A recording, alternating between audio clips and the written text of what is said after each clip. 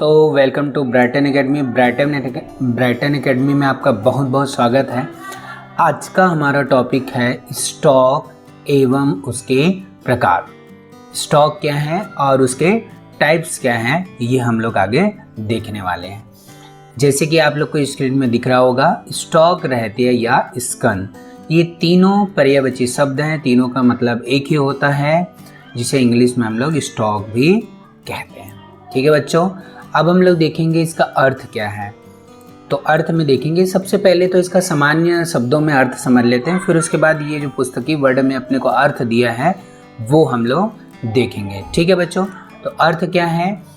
ऐसा माल जो अभी तक हमने बेचा नहीं है उसे हम लोग स्टॉक कहते हैं। जैसे कि दुकान में जो भी माल आपका अभी बिका नहीं है, जो माल अभी बिकने से रह गया है, जिसको अभी तक दुकानदार द्वारा बेचा नहीं गया है, वो सारे माल या सारी वस्तु को हम लोग क्या कहेंगे? स्टॉक कहेंगे। ठीक है बच्चों, अब स्टॉक का पुस्तकीय वर्ड में हम लोग समझेंगे। स्टॉक से आशय किसी विशिष्ट तिथि पर न बिके हुए माल से है। मतलब न बिका हुआ माल को ही हम लोग स्टॉक कहते हैं। अब ये विशेष तिथि से मतलब क्या है जी?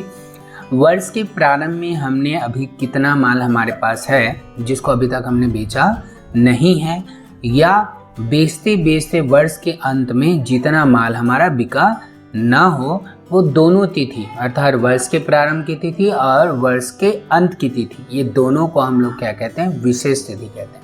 ठीक है बच्चों, तो ये विशेष तिथियों में, ये दोनों विशेष तिथियों में जितना माल हमारा बिका ना हो उसे हम लोग स्टॉक कहते हैं। ठीक है बच्चों, तो आगे देखेंगे, व्यापारिक परिणामों को प्राप्त करने के लिए स्टॉक का मूल्यांकन आवश्यक है।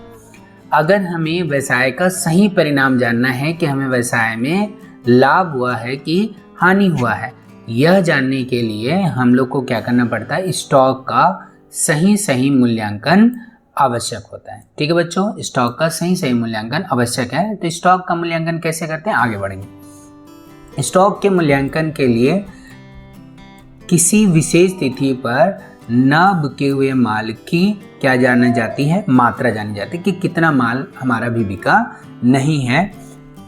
ठीक है बच्चों, दूसरा नंबर आगे बोला गया, कुल मात्रा ज्ञात हो जाने के बाद इसका मूल्य निर्धारित किया जाता है। मतलब जितना माल हमारा नहीं बिका है उसका टोटल मूल्य कितना है, उसका टोटल रुपया कितना हो रहा है, यह जाना जाता है।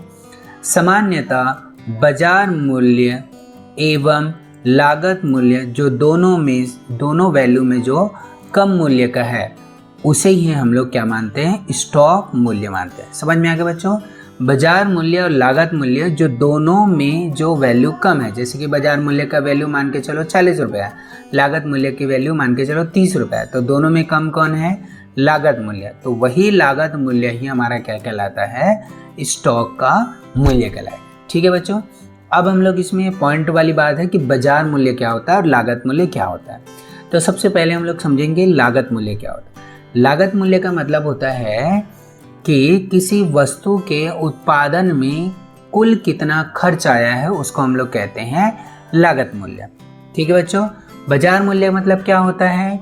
किसी वस्तु के उत्पादन पर कुल खर्च कितना है वो, प्लस उसके ऊपर जो सरकार द्वारा टैक्स लगाया जाता है, उत्पादन पर जो टैक्स लिया जाता है वो, और उसमें सब्सिडी माइनस करने के बाद जो मूल्य आएगा उसको हम लोग क्या कहते हैं? बाजार मूल्य कहते हैं। ठीक है बच्चों, तो ध्यान एक बार फिर से देंगे कि बाजार मूल्य और लागत मूल्य में जो दोनों में से जिसकी भी वैल्यू कम होगी उसी को हम लोग क्या करते हैं? स्टॉक का मूल्य मान लेते हैं। ठीक है बच्चों, अब आगे देखेंगे इसके प्रकार। तो ये दो प्रकार के होते हैं। पहला हो गया प्रारंभिक स्टॉक अर्थात ओपनिंग स्टॉक, और दूसरा हो गया अंतिम स्टॉक अर्थात क्लोजिंग स्टॉक। ठीक है बच्चों, तो वित्तीय वर्ष के प्रारंभ में, वित्तीय वर्ष मतलब व्यापारिक वर्ष के प्रारंभ में, स्टॉक को प्रारंभिक स्टॉक और अंत में अंतिम स्टॉक कहा जाता है। मतलब वित्तीय वर्ष के प्रारंभ में जितना माल ना बिका हो उसको हम लोग प्रारंभिक स्टॉक, और अंत में जो माल ना बिका हो उसे अंतिम स्टॉक कहते हैं। ठीक है बच्चों, तो आगे देखेंगे, चालू वर्ष के अंत में न बिके हुए माल को अंतिम स्टॉक। चालू वर्ष का मतलब क्या हो गया? जो हमारा ये वर्ष चल रहा है, जैसे कि हमारा 2021 चल रहा है, ठीक है जी। तो 2021 को जितना माल अभी अंत तक नहीं बिक पाया, मतलब 31 दिसंबर तक जो नहीं बिक पाया है, 31 दिसंबर 2021 तक जो माल न बिका हो अंत तक, जिसे हम लोग अंतिम स्टॉक कहेंगे। और आगामी वर्ष में, मतलब अगले वर्ष में, यही वर्ष के प्रारंभ में क्या बन जाता है, प्रारंभिक स्टॉक बन जाता है। मान के चलो इस साल हमारा माल जो था हमने बेचना चालू किया था वर्ष के प्रारंभ में, 2 लाख का माल बेच रहे थे। अब बेचते बेचते बेचते हमारे पास माल बचा 40,000 का माल बचा है, ठीक है जी। तो वर्ष के अंत में हम लोग बेचते बेचते वर्ष के अंत तक हमारा माल बचा है 40,000 का, तो उसे हम लोग क्या कहेंगे, अंतिम स्टॉक कहेंगे। 31 दिसंबर 2021 तक जो माल अंत में बच गया है उसे अंतिम स्टॉक कहेंगे। और वही अगले वर्ष अर्थात 1 जनवरी 2021 के लिए क्या बन जाता है बच्चों, प्रारंभिक स्टॉक बन जाता है, ठीक है बच्चों। Thank you for watching this video.